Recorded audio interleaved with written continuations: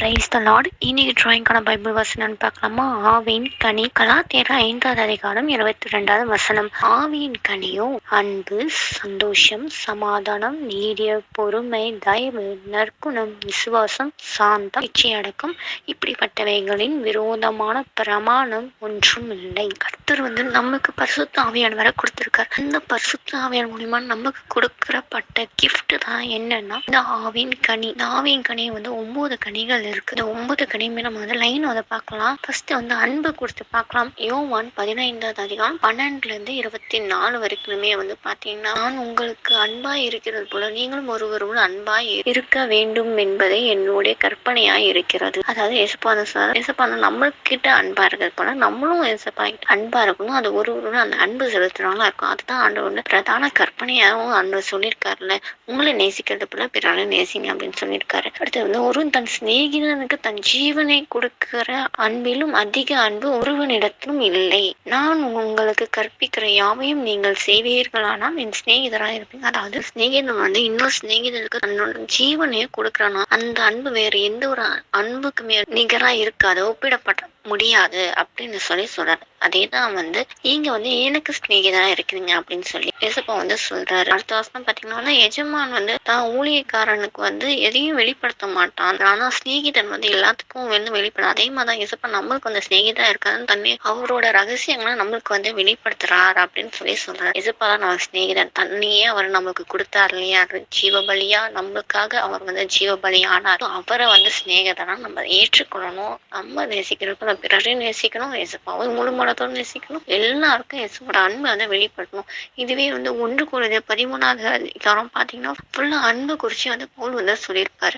தீர்க்க தரிசனம் வரங்கூட எல்லாம் இருந்தாலும் தூதரோட பாஷையும் பேசினாலும் மனுஷன் பாஷையும் பேசணும். அதனால எனக்குள்ள அன்பு இல்லைன்னா நான் எதுவுமே இல்லை, வேஸ்ட் அப்படின்னு சொல்லி அன்பு குறிச்சு லைனா பட்டியலே அழகா சொல்லியிருப்பாரு. அதை வாசிச்சு பாருங்க. அந்த அன்பு அதை அப்படி கர்த்தருக்கு நிகரா வச்சு நீங்க பார்க்கும்போது கர்த்தரோட அன்பு எவ்வளவு பெரியது அப்படின்னு சொல்லி புரிஞ்சிக்க முடியும். அதே அதிகாரத்தை கடைசி லாஸ்ட் வசனம் பாத்தீங்கன்னா, விசுவாசம், நம்பிக்கை, அன்பு, இது 3 காட்டணும். அன்பே பெரியது அப்படின்னு சொல்லி அன்பு தான் ஃபர்ஸ்ட் முதல்ல வச்சு வெளிப்படுத்துறாரு. ஆண்டவரும் சிலுவையில தம்மை வெளிப்படுத்தி காட்டும் போது அன்பை தான் வெளிப்படுத்துற. உனக்காக தான் மகனே மகளே நான் இவ்வளவு பாடுகளை உனக்காக ஏற்றுக்கொண்டேன், ஏன் அன்பு உனக்கு நான் தரேன்னு சொல்லி முதல்ல அவர் அன்பை தான் காண்பிக்கிறார். அதே போல நம்மளும் பிறருக்கு காட்டும் போது அன்பை தான் ஃபர்ஸ்ட் காட்டணும். அதுவும் கிறிஸ்துவோட அன்பு நெருக்கி ஏவுகிறோம். அதே போல நம்ம ஆண்டவர் அன்பை பிறகு காட்டும் போதுதான் கிறிஸ்துவ அன்பு அவங்களும் கிறிஸ்துவுக்குள்ளாக நெருக்கி ஏவுகிற அன்பா நம்ம வெளிக்காட்டணும். அதுக்கு ஆண்டவர்கிட்ட கிருபை கேட்போம். அடுத்தது 2வது சந்தோஷம் என்ற கனியை கொடுத்து பார்க்கலாம். நெகேமியா 8வது அதிகாரம் 10வது வசனம். பின்னும் அவன் அவர்களை நோக்கி, நீங்கள் போய் முழுமையானதை புசித்து மதுரமானதை குடித்து ஒன்றும் இல்லாதவர்களுக்கு பங்கங்களை அனுப்புங்கள். இந்த நாள் நம்முடைய ஆண்டவருக்கு பரிசுத்தமான நாள், விசிறப்பட வேண்டாம், கர்த்தருக்குள் மகிழ்ச்சியா இருப்பதே உங்களுடைய பலன் என்றார். அதாவது இங்க பாத்தீங்கன்னா நெகேமியாவும் எஸ்ராவும் தேவனோட ஆலயத்தை புதுப்பிச்சு கட்டி எழுப்புறத பணியை செய்வாங்க. அதை நம்ம இங்க பார்க்க முடியும். அப்போ ஆலயத்துக்குள்ள நியாயப்பிரமாண புஸ்தகத்தை வாங்கி ஜனங்க முன்னாடி திறந்து வாசிக்கிறாங்க. ஜனங்களுக்கு ஒரே மன மகிழ்ச்சியா ஆயிடும், சந்தோஷமா ஆயிடுவாங்க. முந்தின வசனம் 9ஆம் வசனம் வாசிக்கிறேன். ஜனங்கள் எல்லாரும் நியாயப்பிரமாணத்தின் வார்த்தைகளை கேட்ட போது அழுந்தபடினா தீர்ஷாதா என்னப்பட்ட நெகேமியாவும் வேத பாரகராகிய எஸ்ரா என்னும் ஆசாரியனும் ஜனங்களுக்கு விளக்கி காட்டின லேவியரும் சகல ஜனங்களையும் நோக்கி, இந்த நாள் உங்கள் தேவனாகிய கர்த்தருக்கு பரிசுத்தமான நாள், நீங்கள் துக்கப்படவும் அளவும் வேண்டாம் என்றான். அதான் தேவ ஆலயத்துல எஸ்ராவும் நெகேமியா தேவனோட வார்த்தையை சொல்றாங்க. நியாயப்பிரமாண வார்த்தைகள் ஓபன் பண்ணி படிச்சு காட்டுறாங்க. லேவியர் அதை விளக்கி சொல்லும் போது ஜனங்கள் அந்த வார்த்தை அவங்க கேட்டு அழ ஆரம்பிக்கிறாங்க. மனம் திரும்ப ஆரம்பிக்கிறாங்க. அப்போ நீங்க துக்கப்படவும் அளவும் வேண்டாம், இந்த நாள் கர்த்தருக்குடைய பரிசுத்தமான நாள். இந்த நாள்ல நீங்க என்ன பண்ணுங்க, விசனப்படாதீங்க, கர்த்தருக்குள்ளாக மகிழ்ச்சியா இருங்க, அதுதான் உங்களோட பலன் அப்படின்னு சொல்லி பார்க்க முடியும்.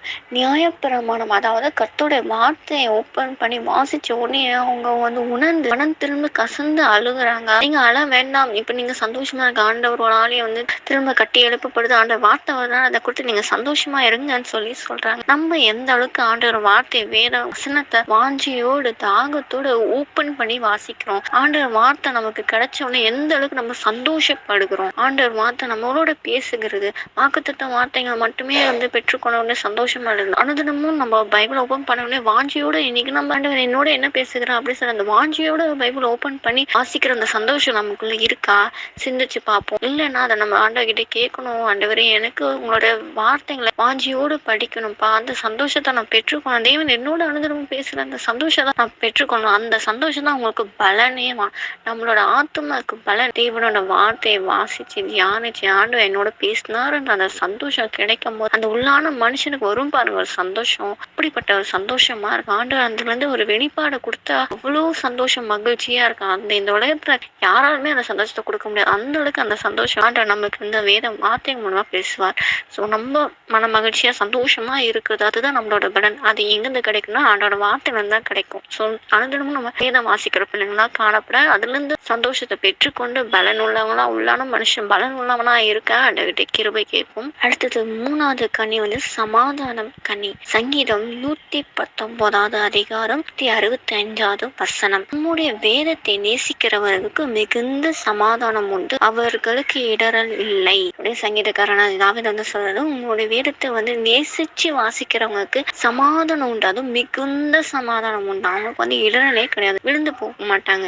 வாழ்க்கையில இடரல் உண்டாகாது அப்படின்னு சொல்லி தாவீது ராஜா சொல்றாரு. இதுக்கு முன்னாடி நம்ம வாசிச்சோம். வேத வசனம் வார்த்தைகளை நம்ம ஓபன் பண்ணி வாஞ்சியோட வாசிக்கும் போது அந்த வார்த்தை பெற்றுக்கொள்ளும் போது நமக்கு ஒரு சந்தோஷம் உண்டாகுது. அதே மாதிரி நம்ம எந்த அளவுக்கு வேதத்தை நேசிக்கிறோமோ அது அளவுக்கு மிகுந்த சமாதானமும் நம்மளுக்கு உண்டாகும். ஸோ வேதத்தை நம்ம அதிகமா தியானிச்சு வாசிக்கும் போது சந்தோஷம் மட்டும் உண்டாகாது, சமாதானமும் நமக்கு உண்டாகும். அது மட்டும் இல்லாம கூட ஆண்டவர் இன்னொரு ஆசீர்வாதத்தை தராது. நம்ம வாழ்க்கையில இடரலே இருக்காது.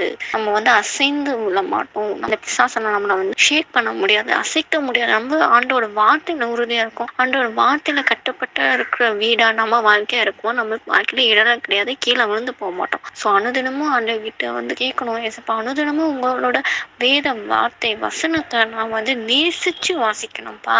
ஏதத்தாலும் கடமைக்கு வாசிக்காம அந்த வார்த்தையை நான் நேசிச்சு வாசிச்சு அதுல மிகுந்த சமாதானத்தையும் சந்தோஷத்தையும் பெற்றுக்கொள்ள பிள்ளையா நான் இருக்கேன், எனக்கு உதவி செய்யுங்க ஏசப்பா அப்படின்னு கேட்போம். நிச்சயமா ஆண்டவர் செய்வார். அடுத்தது 4வது நீடிய பொறுமை. எபேசியர் 4வது அதிகாரம் 2வது வசனம். மிகுந்த மனத்தாழ்மையும் சாந்தமும் நீடிய பொறுமையும் உடையவர்களாய் அன்பினால் ஒருவருக்கொருவர் தாங்கி. அதாவது பவுல் எபேசியர் ஆட்களுக்கு சொல்றாரு, உங்க அழைப்புல, அதாவது முந்தின வசனம் பாத்தீங்கன்னா அதெல்லாம் கர்த்தர் நிமித்தம் கட்டுண்டவர்களாகிய நான் உங்களுக்கு சொல்லுகிற என்னவெனில், நீங்கள் அழைக்கப்பட்ட அழைப்புக்கு பாத்திரவான்களாய் நடந்து, அதாவது நீங்க அழைக்கப்பட்ட அழைப்புல நீங்க பாத்திரமா உறுதியா நிக்கணும். அதுக்கு நீங்க என்ன பண்ணணும்னா மிகுந்த மனத்தாழ்மையாவும் சாந்தமாவும் நீடிய பொறுமை உடையவரா நீங்க இருக்கணும். அதுக்கும் மேலாக அன்பினால் ஒருத்தர் தாங்கி நடங்கப்பா. 3வது வசனம். சமாதான கட்டினால் ஆவியின் ஒருமையை காத்து கொள்வதற்கு ஜாக்கிரதையா இருங்க அப்படின்னு. இதுவே பாத்தீங்கன்னா முக்கவாசி கனியே மிகுந்த தாழ்மையாக அன்புலா இருக்கும், சாந்தமா அமைதியா தாழ்மையா இருக்கணும், நீடிய பொறுமையா இருக்கணும், அப்புறம் அன்பினால இருக்கணும், சமாதானத்தின் கட்டுனால் ஆவியில ஒரு ஜாக்கிரதையா இருக்கணும்னு சொல்லி இதுலயே ஆவிக்குரிய கனிகள் இருக்கும். ஸோ நீங்க கர்த்தரோட ஊழிய செய்திக்கு நீங்க அழைக்கப்பட்டவங்களா இருந்தீங்கன்னா முதல்ல உங்களுக்கு மிகுந்த தாழ்மை, இருதயத்தை தாழ்மை இருக்கணும், பெருமையா இருக்கக்கூடாது, கூட சாந்தமா இருக்கணும், கோவப்படக்கூடாது, எரிச்சல் நடந்துக்கலாம், வையக்கூடாது, பேசக்கூடாது, திட்டக்கூடாது, கூட நீடிய பொறுமையா இருக்கணும். ஆண்டவர் சொன்னதை நிறைவேற்றி முடிப்பார், எல்லா காரியங்களும் அவருக்குன்னு நான் செய்து முடிக்கட்டுன்னு நான் நீடிய பொறுமையா இருக்கணும் அப்படின்னு சொல்லி அந்த நீடிய பொறுமை உடையவனா நம்ம இருக்கணும். வேகமா பண்ணோம் முடிச்சோம் போனோம் கடமைக்கணும் அப்படி இல்லாம நீடிய பொறுமையா கர்த்தரோட ஊழியத்தை செஞ்சு செயல்பட்டு ஆத்மா பாரத்தோடு நம்ம செஞ்சு முடிக்கணும். அதுக்கு நீடிய பொறுமை நமக்கு தேவை. அதுவும் மேலான அன்பு, ஒருத்தருக்கும் அன்புனால தாங்கி நடக்கணும். விரோத பகைனா ஈகோலாம் எடுத்து போட்டுட்டு நம்மள ஒருத்தருக்கு அன்பு செலுத்தி ஒருத்தவங்க விழுறாங்கன்னா தூக்கி எடுக்கிறதுக்கு நம்ம முன் நின்று அன்பு காட்டுறோம். கிறிஸ்துவ அன்பை காட்டுறோம்னா நம்ம இருக்கணும். சமாதான கட்டுனால ஆவியில உறுதியா இருக்கணும். சமாதான காத்து கொள்றதுக்கு நம்ம ஜாக்கிரதையா இருக்கணும். பிசாசான சமாதான குலைச்சல் உண்டாக்கும்படி ஊழியத்துல ஏகப்பட்ட பிரச்சனைகளை கொண்டு வரோம். ஸோ பிசாசுக்கு அலோவ் பண்ணாம நம்ம ஆவியான உதவியோட சமாதான கட்டம் காத்து கொள்வதற்கு ஜாக்கிரதை உள்ளவங்களா இருக்கணும். ஒருத்தர் சமாதானம் பண்ணி கொள்றதுக்கு நம்ம முந்தி கொள்ளணும்னு வேற சொல்லுங்க. ஸோ சமாதானம் பண்றவங்க இவனோட புத்திரரா இருக்கிறாங்க. சமாதானம் பண்றவங்களாவும் இருக்கணும், நம்மளோட இருதயமா சமாதானமா இருக்கணும். ஆண்டவர்கிட்ட கேட்கணும், ஆண்டவர் எனக்கு நீதிய பொறுமை தாங்க. திரும்ப திரும்ப ஒருத்தவங்க திட்டுனாங்களா அதை திருப்பி நான் திட்டக்கூடாது, எதிர்த்து பேசக்கூடாது, எல்லாத்தையும் உங்களை ஊழியர் செய்யறதும் சரி, உலக காரியத்துல நடந்தது, படிப்புல, வேலையில எதுவானா அதுல நான் வந்து நீடிய பொறுமையா இருக்கணும், சிந்திச்சு செயல்படணும். நீடிய பொறுமையின் கனியை வந்து எனக்கு தந்து நடத்துங்க அமீன் அப்படின்னு சொல்லி ஆண்டவர் கிட்ட கேட்டா நிச்சயமா ஆண்டவர் நீடிய பொறுமை என்ற கனியை தந்து நடத்துவார். அடுத்தது 5வது தயவு. கொலோசியர் 3வது அதிகாரம் 12-13 வாசிக்கிறேன்.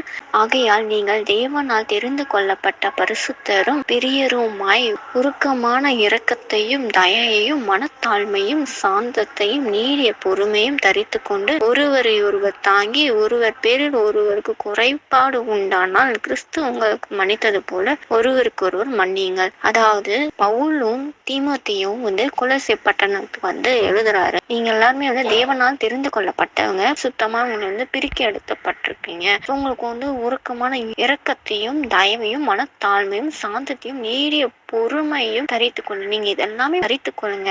தரித்து கொண்டு ஒருத்தர் தாங்குங்க. வந்து யார் மேலேயாவது குறைபாடு இருந்துச்சுன்னா அவங்கள வந்து நீங்க மன்னிங்க. கிறிஸ்து உங்களுக்கு மன்னித்தது போல நீங்களும் மற்றவங்கள மன்னிங்க அப்படின்னு சொல்லி வெளிப்படுத்துறாரு. இதுலயும் வந்து ஆவிக்குரிய கனிகள் வந்து வந்துரும். இரக்கம், தயவு, மனத்தாழ்மை, சாந்தம், நீடிய பொறுமை, இது எல்லாமே நீங்க வந்து தரித்து கொள்ளுங்க. ஒரு ஊழியம், ஒரு விஷயம் கர்த்தருக்குள்ளாக நம்ம வந்துட்டோம், கர்த்தரை ரட்சகனா ஏற்றுக்கணும், நம்மளுக்கு இது எல்லாமே முக்கியம். அதுதான் ஆவியின் கனி, ரொம்ப ரொம்ப முக்கியம் நம்ம வாழ்க்கையில. ஆவியின் கனியெல்லாம் நம்ம பெற்றுக்கொள்ளும் போதுதான் ஆண்டு கிறிஸ்து சாய் நம்மளோட மூலியமா பிறருக்கு வெளிப்படும். அவங்க வந்து கிறிஸ்துவ பார்ப்பாங்க. ஸோ ஆண்டவர்கிட்ட கேட்கணும், ஆண்டவரே எனக்கு வந்து தயவு பாராட்டுங்க. ஆண்டவர் வந்து மனுஷ தயவை ஏற்படுத்தி தருகிறார், தேவ தயவும் கிடைக்க பண்ணுகிறார். ஸோ ஆண்டவர்கிட்ட நம்ம ரெண்டுமே கேட்கணும். ஆண்டவரே இதுப்பா எனக்கு மனுஷ தயவையும் தாங்க, உங்களோட தயவையும் தாங்கப்பா. உங்களோட தயவு தலைமுறைக்கும் பின்தொடர்ற தயவா இருக்கு. ஸோ அப்படிப்பட்ட தயவை எனக்கு தந்து நடத்துங்க. ஊழியர் செய்கிற எனக்கு சாந்தம் தேவை, தயவு தேவை, மனத்தாழ்மை தேவை, இரக்கம் தேவை, நீடிய பொறுமை தேவை. அதுக்கும் மேலான ஒருத்தவங்க நேசிக்கவும் பிறரை மன்னிக்கிற இருதயத்தையும் எனக்கு தந்து நடத்துங்க. ஒருத்தருக்கு தாங்கி நடக்கிற பிள்ளையா நான் இருக்கணும், எனக்கு உதவி செய்யுங்க ஏசப்பா. எனக்கு வந்து தயவுள்ள கனி எனக்கு தந்து நடத்துங்க ஆமீன் அப்படின்னு சொல்லி கேட்கும். நிச்சயமா ஆண்டவர் தயவுள்ள கனியை தருவார். அடுத்தது 6வது நற்குணம். ரோமர் 15வது அதிகாரம் 13-14 பரிசுத்த ஆவியின் பலத்தினாலே உங்களுக்கு நம்பிக்கை பெருகும் படிக்க நம்பிக்கையின் தேவன் விசுவாசத்தாலே உண்டாகும் எல்லாவித சந்தோஷத்தினாலும் சமாதானத்தினாலும் உங்களை நிரப்புவாராக. என் சகோதரரே, நீங்கள் நற்குணத்தினால் நிறைந்தவர்களும் சகல அறிவினாலும் நிரப்பப்பட்டவர்களும் ஒருவருக்கொருவர் புத்தி சொல்ல வல்லவர்களாயும் இருக்கிறீர்கள் என்று நான் உங்களை குறித்து நிச்சயித்திருக்கிறேன் அப்படின்னு சொல்லி பவுல் வந்து ரோமாபுரிக்கு வந்து எழுதுறாரு. நற்குணத்தினால் நிறைந்தவர்களும், அதாவது ஆண்டவர் வந்து எப்படி நன்மை செய்வதை சுத்திட்டு இருந்தாரோ அதே போல நம்மளும் வந்து நன்மை செய்யணும் பிறருக்கு. இயேசுப்பா எப்படி வந்து இலவசமாவே எல்லாமே வந்து கொடுத்தார். பாவத்திலிருந்து விடுதலை கொடுத்தார், ரட்சிப்பை கொடுத்தார், சுகம் அளிக்கிறத கொடுத்தாரு, பிசாசுப்பிடிந்த விடுதலை தந்தாரு, கட்டுண்டவங்களை விடுதலை ஆக்கின எல்லாருக்குமே அந்த அற்புத சுகத்தை விடுதலை தந்தார். அது இலவசமா தந்தார். அதே போல நம்மளும் ஆண்டவர் சாயல படைச்சிருக்க நம்ம நற்குணத்தை, அதாவது குட்னஸ், நன்மை செய்யறோம்னா நம்மளும் வந்து சுத்தி தெரியும். ஆண்டவர் நிறைய பேருக்கு நிறைய கிஃப்டை வந்து கொடுத்திருக்காரு. ஹீலிங் கிஃப்ட், டெலிவரன்ஸ் கிஃப்ட், நிறைய விஷயங்கள் ஆண்டவர் வந்து நிறைய பேர் கொண்டு பயன்படுத்துறாரு. உங்களையும் அப்படிதான் பயன்படுத்தி கொண்டிருக்காரு. அதுக்கு கர்த்தரை வந்து துதிங்க. ஆண்டவர் எப்படி நம்மளுக்கு அந்த இலவசமா கொடுத்தாரோ அதே போல நம்ம மத்தவங்களுக்கு இலவசமா நன்மை செய்யறவங்களா நம்ம இருக்கணும். நீங்க வந்து ஊழியம் செய்து கொண்டிருந்தா ஆண்டவர் நாமும் மகிமைப்பட நீங்க நிறைய பேருக்கு நீங்க விடுதலை கொடுங்க, நன்மை செய்யறவங்களா இருக்கணும். ஆண்டவர் நோக்கி கேட்கலாமா, ஏசப்பா நீங்க எனக்கு வந்து இலவசமா கொடுத்தீங்க, நானும் பிறருக்கு வந்து இலவசமா கொடுக்கணும். உங்களோட குணத்தை எனக்கு தாங்க, அதாவது நல்ல குணம், நீங்க நன்மையை தான் நீங்க செஞ்சீங்க, உங்ககிட்ட தீமையே இருக்காது, எல்லாமே நன்மையா இருக்கு. அந்த நன்மையான குணம் எப்போதுமே என் மூலியமா வந்து மத்தவங்களுக்கு தெரியப்படுத்துங்க. உங்களோட நற்குணத்தை என் மூலியமா பிறருக்கு தெரியப்படுத்துங்க. நானும் நன்மை செய்வனா இருக்கேன், இனி உங்க கருத்தை ஒப்படைக்கிறேன் ஆமீன் அப்படின்னு சொல்லி ஆண்டவர்கிட்ட கேட்கும்போது நிச்சயமாக அவரோட நற்குணத்தான் நம்மளை நிரப்ப வல்லவரா இருக்கார். அடுத்தது விசுவாச கனி பார்க்கலாம். எபிரேயர் 11வது அதிகாரம் 6வது வசனம். விசுவாசம் இல்லாமல் தேவனிடத்தில் பிரியமா இருப்பது கூடாத காரியம், ஏனெனில் தேவனிடத்தில் சேருகிறவன் அவர் உண்டென்றும் அவர் தம்மை தேடுகிறவர்களுக்கு பலன் அளிக்கிறார் என்றும் விசுவாசிக்க வேண்டும். அதாவது இந்த அதிகாரம் ஃபுல்லாவே விசுவாசத்தை பற்றி தான் ஃபுல்லாவே மென்ஷன் பண்ணியிருப்பாங்க. நீங்க யாராவது விசுவாசத்துல சோர்ந்து போயிருந்தீங்கன்னா இந்த அதிகாரத்தை எடுத்து வாசிங்க. அவங்களுக்குள்ளாக விசுவாசம் வந்து ஆண்டவர் பலப்படுத்துவாரு. ஏன்னா பழைய ஏற்பாட்டுல ஃபுல்லாமே அவங்க எல்லாமே காணாதவைகளை விசுவாசித்து பெற்றுக்கொண்டாங்க. அது ஃபுல்லாவே வந்து ஆபிரகாம், நோவா, வந்து ஏனோக்கு, காபினாயில் அவங்களோட காணிக்கை இதெல்லாம் கொடுத்துதான் அந்த அதிகாரம் ஃபுல்லாவே சொல்லியிருப்பாங்க. எப்படி ஆண்டவர் வந்து அவங்களுக்கு வந்து என்ன தரிசனம் கொடுத்திருக்காரோ அந்த தரிசனத்தை பெற்றுக்கொண்டு விசுவாசத்தோட அதை துவங்கி ஆண்ட தந்த தரிசனத்தை வந்து விசுவாசத்தோட முடிச்சிருப்பாங்க. ஸோ அதே மாதிரிதான் நம்மளுக்கு ஆண்டவர் வந்து வாக்குத்தத்தங்கள் தரிசனங்கள் நிறைய கொடுத்துருக்காங்க. அதை நம்ம கண்கள் பார்க்காம இருக்கலாம், ஆனா அது விசுவாசத்தோடு ஆண்டவர் நோக்கி பார்க்கும்போது நிச்சயமா ஆண்டவர் நம்ம வந்து விசுவாசத்தோட சுதந்திரிக்கவும் வைப்பாரு. அதான் வந்து ஆண்டவர் சொல்றாரு, விசுவாசம் இல்லாம தேவனுக்கு பிரியமா இருக்கிறது கூடாது. விசுவாசிச்சானா நிச்சயமா ஆண்டவர் நமக்கு செய்வாரு. அந்த விசுவாசத்தோட ஆண்டவர் நமக்கு அதுக்கு பலனை வந்து கொடுப்பாரு. ஏன்னா அவர் வந்து இருக்கிறார். ஏசப்பா வந்து மரித்து உயிரோட எழும்பிட்டார். அவர் நம்ம கூட தான் இருக்கிறார். அவர் தேடுகிறதுக்கு நிச்சயமா அவர் பலன் அளிப்பார். ஏசப்பா என்னைய வந்து கரம் பிடித்து நடத்தி வந்தார், பாதியிலே விடுறதுக்கு இல்லை. நிச்சயமா எனக்கு கொடுத்ததை அவர் செய்து முடிப்பார், நிறைவேற்றி முடிப்பார், அதுக்கான பலனை தருவார் அப்படின்னு சொன்னா அந்த விசுவாசம் அந்த உறுதியில நம்ம நிற்கும் போது நிச்சயமா ஆண்டவர் வந்து ஒரு நாள் வந்து நம்மளோட கண் காணும்படி செய்வார். அவரை அழைச்சதுக்கு முன்னாடியே நம்மள கொடுத்த அவர் திட்டம் வந்து வைத்திருக்கிறார். அந்த திட்டத்தை நம்ம கண்ணு முன்னாடியே அதை நிறைவேற்றுவரா அவர் இருக்கிறார். ஸோ விசுவாசத்தோட அவரை நோக்கி பார்க்கும்போது நிச்சயமா அந்த திட்டங்கள் எல்லாமே நிலைக்குலையாம ஆண்டு வந்து நிறைவேற்றுவரா நம்ம கூட இருப்பார். விசுவாசத்தோட ஆண்டு கேட்கலாமா, ஏசப்பா எனக்கு நீங்க நிறைய திட்டங்கள் வாக்குத்தத்தங்கள்லாம் நிறைய கொடுத்துருக்கிறேன், அதை நீங்க என் வாழ்க்கையில நிறைவேற்றுவீங்க நான் விசுவாசிக்கிறேன். ஏசப்பா கண்மூடித்தனமா விசுவாசிக்க எனக்கு கிருபை தாரும்ப்பா. விசுவாசம் இல்லாத கிரியை சித்ததா இருக்குன்னு சொல்றீங்கப்பா. அப்படி விசுவாசத்துல குறைஞ்சிருந்தனா என்ன பலப்படுத்துங்கப்பா. விசுவாசத்தோட உன் செயல்ல எனக்கு உதவி செய்யுங்க. நீங்க கொடுத்த ஊழியத்தையும் தரிசனத்தை நிறைவேற்றப்படியா நான் இருக்கேன். இனி உங்க கருத்தை அர்ப்பணிக்கிறேன். நீங்க பொறுப்பெடுத்துக்கோ, விசுவாசத்தை வந்து நடத்துங்க. அவங்க விசுவாசம் என்னை விட்டு அகன்று போகும்படி செய்யுங்க. ஆமீன் அப்படின்னு சொல்லி இசப்பா கிட்ட விசுவாசத்தை கேட்டு பெற்றுக்கொண்டு நடக்கிற பிள்ளைங்களா காணப்படுவோம். ஆமீன். அடுத்த கனி சாந்தத்தை கொடுத்து பார்க்கலாம். மத்திய 5வது அதிகாரம் 5வது வசனம். சாந்தம் உள்ளவர்கள் பாக்கியவான்கள், அவர்கள் பூமியை சுதந்திரித்துக் கொள்வார்கள். அதாவது சாந்தம்னா அமைதி. எவ்வளவு பேரை இயேசுப்பா வந்து நிந்திச்சாங்க, துன்பப்படுத்தினாங்க, ஏளனமா பார்த்தாங்க, பரியாசம் பண்ணாங்க. அதுலயும் ஆண்டவர் வந்து சாந்தமா அமைதியா இருந்து பிதா தனக்கு கொடுத்த சித்தத்தை நிறைவேற்றி முடித்தார். அதாவது அவருக்கு பிதா வைத்திருக்க அந்த தரிசனத்தை நிறைவேற்றி முடித்து அதை சுதந்திரத்தால அதே மாதிரிதான் நம்ம வாழ்க்கையில ஆண்டவரோட திட்டத்தை தரிசனத்தை நிறைவேற்றி முடிக்க விடாம பிசாசனை சுத்தி ஆட்களை வந்து எழுப்புவோம். அவங்களும் நம்ம புரிஞ்சுக்காம பரியாசம் பண்ணுவாங்க, எகிழ்வாங்க, தப்பு தப்பா பேசுவாங்க, கேள்வியா கேட்பாங்க. நம்மளுக்கு அதுக்கு பதில் சொல்ல முடியாம நம்ம திகைத்து போயிருப்போம். இது நல்லாவே நம்மளுக்கு தெரியும், இது ஆண்டவர் நமக்கு கொடுத்ததுதான், ஆண்டவர் சொல்லிதான் நம்ம செய்யறோம், ஆண்டவர் தான் இதெல்லாம் நீ பண்ணு, இவங்களுக்குலாம் பயப்படாத, அமைதியா இருன்னு சொல்லியிருப்பா, அதை சொல்லிதான் நான் செய்யறேன். ஆனாலும் இவங்க கேட்கிற கேள்விக்கு நான் பதில் சொல்ல முடியலன்னு சொல்லி அந்த தருணத்துல நீங்க வந்து அமைதியா இருப்பீங்க. அதுதான் வந்து சாந்த குணத்தை ஆண்டவர் அந்த தருணத்தை நமக்கு கொடுக்கறது. சாந்தமா இருக்கும் போது நிச்சயமா ஆண்டவர் நமக்கு அந்த காரியத்தை வந்து நிறைவேற்றி கொடுப்பாரு. சுத்தி பேசினவங்க எல்லாரும் வாயை அடைச்சு நம்மள வந்து ஆசீர்வதித்து சுத்தி இருக்க எல்லாருக்குமே காண்பிப்பார். நிறைய பேர் சொல்லுவாங்க, அமைதியா இருந்து இந்த காரியத்தை சாதிச்சிட்டா அப்படின்னு சொல்லுவாங்களா. அந்த மாதிரிதான் ஆண்டோட திட்டத்தை நம்ம செய்யும்போது அமைதியா இருந்து செஞ்சு முடிக்கணும். அப்பதான் வந்து சத்ரு வந்து வெக்கப்பட்டு போவான். ஏன்னா அமைதியா இருக்கும் போதுதான் ஆண்ட திட்டம் வந்து வெளிப்படும். ஆண்ட சித்தத்தை நம்ம செய்து முடிக்க முடியும். ஆண்ட நமக்கு குறித்திருக்க வாக்குத்தத்தை வந்து நிறைவேறத பார்க்க முடியும். ஸோ யாராவது உங்களை வந்து திட்டினாங்களோ இல்ல ஆண்ட சித்தத்தை செய்ய விடாம தடுப்புனாங்களோ அவங்கள நீங்க திட்டாதீங்க, கோவப்படுங்க. அவங்களுக்காக ஆண்ட கிட்ட ஜெபம் பண்ணுங்க, மன்னிப்புக்காக அவங்கள மனம் திரும்பணும், அவங்க ரட்சிக்கப்படணும்லாம் சொல்லி ஆண்டவர்கிட்ட செபிங்க. அந்த நிச்சயமா அவங்களையும் மாத்துவா, நம்மளையும் அவங்க எல்லாரும் முன்னாடி உயர்ந்த ஸ்தானத்தை கொண்டு வந்து அழக பார்க்கிறவரா இருக்க. ஸோ சாந்த குணத்தை எனக்கு தந்து நடத்துங்க ஏசப்பா அப்படின்னு சொல்லி கேளுங்க, ஆண்டவர் நிச்சயமா தருவார். ஆமீன். அடுத்த கண்ணி இச்சை அடக்கம். தீத்து 2வது அதிகாரம் 12வது 13வது வசனம் வாசிக்கிறேன். நாம் அவபக்தியையும் லௌகீக இச்சைகளையும் வெறுத்து தெளிந்த புத்தியும் நீதியும் தேவ பக்தியும் உள்ளவர்களாய் இவ்வுலகத்திலே ஜீவனம் பண்ணி நம்பி இருக்கிற ஆனந்த பாக்கியத்துக்கும் மகா தேவனும் நமது இரட்சகரும் ஆகிய இயேசு கிறிஸ்துவனுடைய மகிமையின் பிரசன்னமாகுதலுக்கும் எதிர்பார்த்து கொண்டிருக்கும்படி நமக்கு போதிக்கிறது. அதாவது பவுல் வந்து தீத்துக்கு வந்து அந்த எழுதுறாரு. அப்பதான் வந்து சொல்றாரு, லௌகீக இச்சைகள், அவபக்தியான காரியங்கள், ஆண்டவருக்கு பிரியமான அந்த உலக ஆசைகள், இச்சையான காரியங்கள், அவபக்தியா இருக்கிற செயல்கள் அதெல்லாமே வெறுத்து நம்ம தெளிந்த புத்தியும் நீதியும் தேவ பக்தி உள்ளவங்களா இந்த உலகத்துல வந்து நம்ம ஜீவன பண்ணணும். நம்மளோட நம்பிக்கை என்னன்னா ஆனந்த பாக்கியத்தோட மகா தேவன் நமக்கு இரட்சகரா இருக்கிற தேவனோட மகிமையும் பிரசன்னமாகுதலுக்கும் எதிர்பார்த்து கொண்டு, அதாவது நம்ம வந்து கிறிஸ்து மேல நம்பிக்கை வைத்து ஆனந்த சந்தோஷமா ஆனந்த பாக்கியம் உள்ளவங்களா நம்ம இருக்கணும். ஏன்னா வருகையில அவரோட மகிமையினால நம்ம வந்து பிரசன்னமாகுதலுக்கு எதிர்பார்த்து கொண்டிருக்கணும். அவர் மேல நம்பிக்கையா இருந்து நம்ம வந்து காத்து இருக்கணும் அப்படின்னு சொல்லி சொல்ல. சோ இந்த உலக கால லௌகீக இச்சைகள்லாம் வெறுத்து ஆண்ட வருகைக்கு நம்ம வந்து ஆயத்தமா காத்து இருக்கணும் அப்படின்னு சொல்லி சொல்றாரு.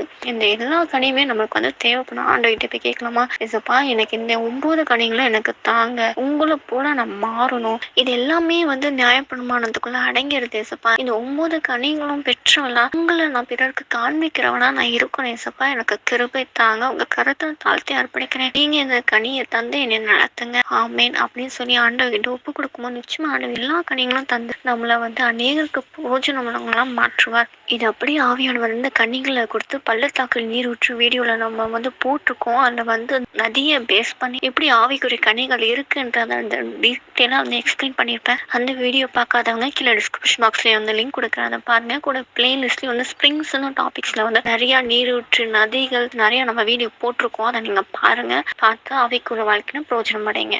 ஆமீன்.